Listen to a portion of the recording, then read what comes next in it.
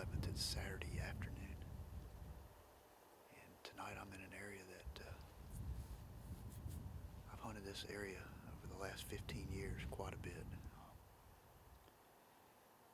Back from when these were big mature woods in here when we first got the property to when they cut it. It was a wide open cut over to what you see now. These pines now are right at 10 years old. There's a sweet gum tree about 75, 80 yards behind me back here, a big, huge sweet gum tree, and I used to hunt that tree almost religiously. That was my spot. I mean, I could hunt it day after day after day and just see piles and piles of deer. And I could see this whole top up here. I'm right up against, I'm about 150 yards, 200 yards from my neighbor's line here. I've got a bowl back to my right where it drops off into a real deep bowl. And there's another one going back this way, another big bowl that drops off. Just two big bedding areas right here. I never set foot in them except for January, February, March. I usually shed hunt them, and that's the only time I go into them. I can't hunt them. It's just too thick down in there, and you don't want to be down in that swell. Can't control the wind down there, so I'm sitting up here on this top, and for years when I would hunt this sweet gum here, I watched how these deer use this area right here. I've killed some good deer over the years out of that sweet gum. Several good 8s. I killed a big 9 deer that I called bones out of it years ago. Matter of fact, I shot him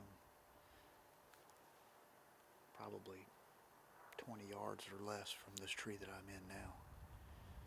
He got up from right here in front of me and was making his way going back to the west one morning and shot him. Probably my biggest body deer that I've killed on this property. That deer was about 210, 215 pounds. That's a big deer for us here, real big deer. Last year on the show I killed a deer I called grip, probably 75, 80 yards to my left over here on a strip that's right in front of that big sweet gum that I was mowing from day one after they cut it, trying to keep it open so I could see. And I killed a lot of deer on that strip right there over the years out of the sweet gum, and now the pine trees are too tall. I can't see down there, so put a ground blind down there and was able to kill grip last year out of that ground blind. But this cedar tree was here before they cut the timber, and it's just gotten bigger. And there's kind of a transition line right here. For whatever reason, the soil must change right here. Something in the soil, because even the old trees that were here before these trees, they wouldn't grow very good. There's like a little bowl up here on top of this hill. There's one section over here. On the other side of this ditch, there's another section. And when I fly the drone over this area, I can see that distinct line right here. These trees just do not want to grow in this one little area right here. I don't know what it is about it, but. And then we had a real bad drought last year, and several of these pine trees and some of the oak trees in here just died. So hopefully we'll have a good hunt tonight. See some deer.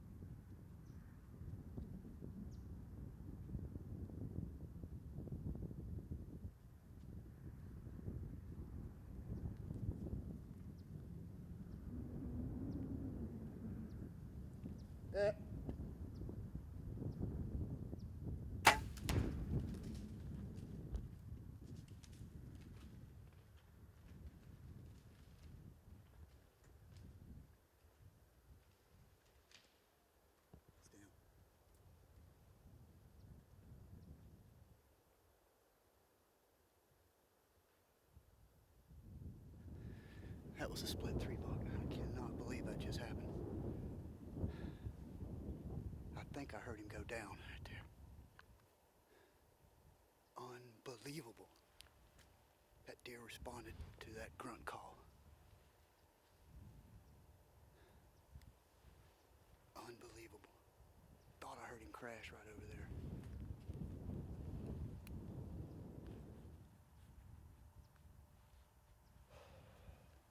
Unbelievable. I gotta watch it back.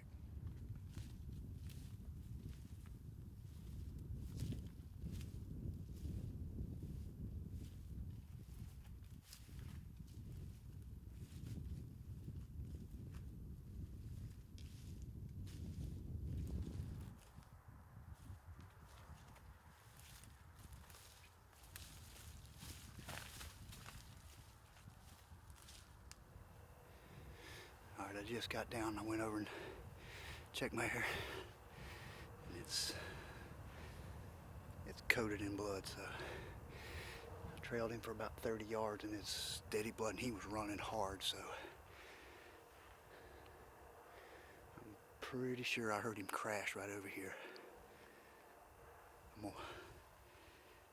Keith got down just a little bit ago, so I just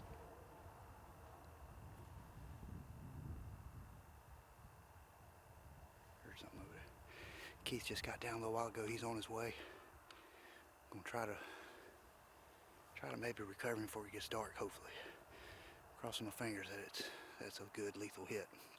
But the way he's pouring blood out and as much blood is on that air, I think he's done. That's the split 3 buck.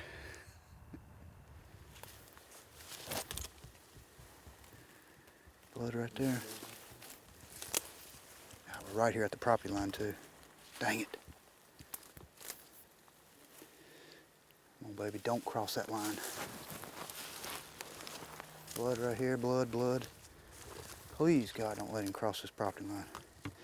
He must have stood right here. There's a lot of blood right here.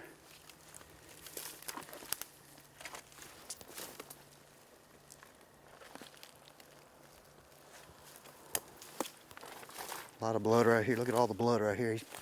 He must have been standing here. See all the blood? Blood everywhere. Blood right there, blood right there. He's really bleeding now. Really bleeding. Blood right here. Blood, blood, lots of blood. Hey. Let's go. Come on.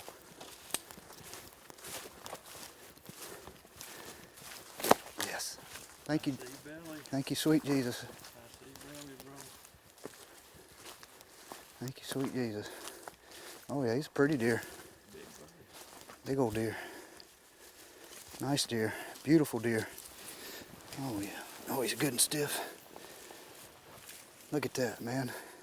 How about that?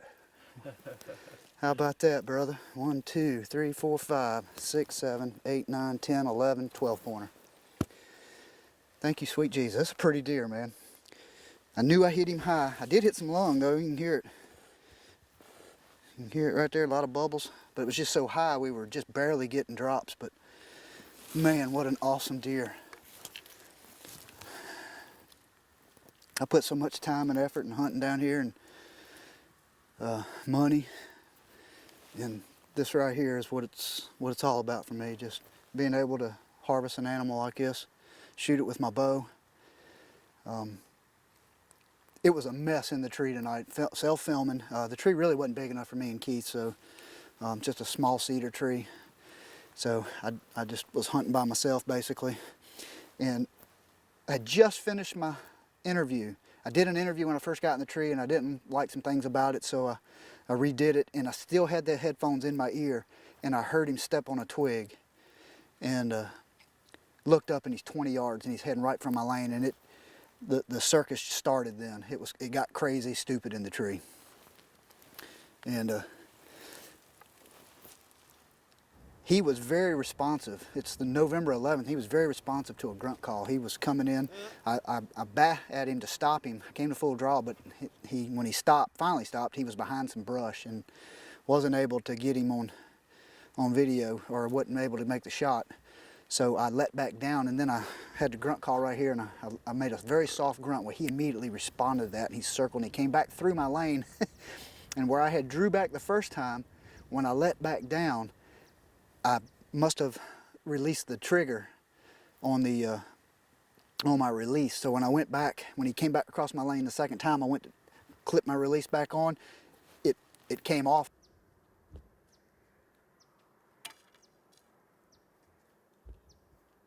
Immediately, and the arrow went to the ground. And now he's standing 20 yards from me again.